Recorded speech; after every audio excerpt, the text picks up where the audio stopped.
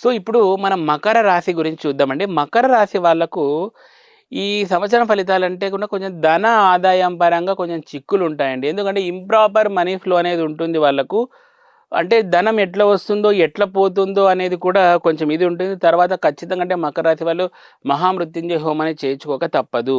ఎందుకంటే వాళ్ళకు కొంచెం గండకాలం అనేది కనపడిస్తుంది కాబట్టి మృత్యుంజయ హోమాన్ని పక్కా చేయించుకునే ప్రయత్నం చేయండి. అన్నదమ్ముల పట్ల కొంచెం విభేదాలు కూడా కలిగే అవకాశాలుంటాయి.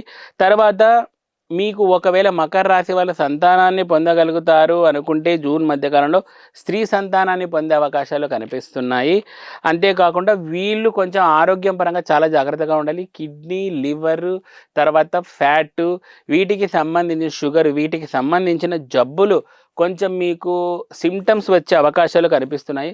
ధనం పరంగా కూడా మకర రాశి వాళ్ళకు కొంచెం శుక్రుడు దోషభూయిష్టమయ్యే అవకాశాలు కనపడిస్తున్నాయి కాబట్టి చాలా ఇదిగా ఉండాలి. తర్వాత రిలేషన్స్ పరంగా వీళ్ళకు కొన్ని రకాల చిక్కులే ఉన్నాయి. ఎందుకంటే వీళ్ళు ప్రేమ ఇట్లాంటి వ్యవహారాల్లో కొన్ని రకాల చిక్కులు పొందే అవకాశం ఉంటుంది. అంతేకాకుండా తల్లిదండ్రులు ఈయన కూడా మెప్పించడంలో కొంచెం ఫెయిల్ అయ్యే అవకాశం కూడా ఉంటుంది మకర రాశి వాళ్ళు.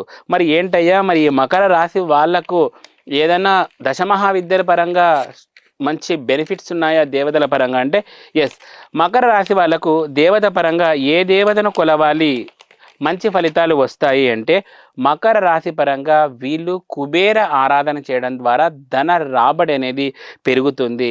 ఇక మకర రాశి వాళ్ళు ముఖ్యంగా కలర్స్ విషయంలో వచ్చేసి ప్యారెట్ గ్రీన్ కలర్, ఈ ప్యారెట్ గ్రీన్ కలర్ని వీళ్ళు ధరించడం ద్వారా కూడా కొంచెం అనుకూల ఫలితాలు పొందే అవకాశాలు ఉంటాయి.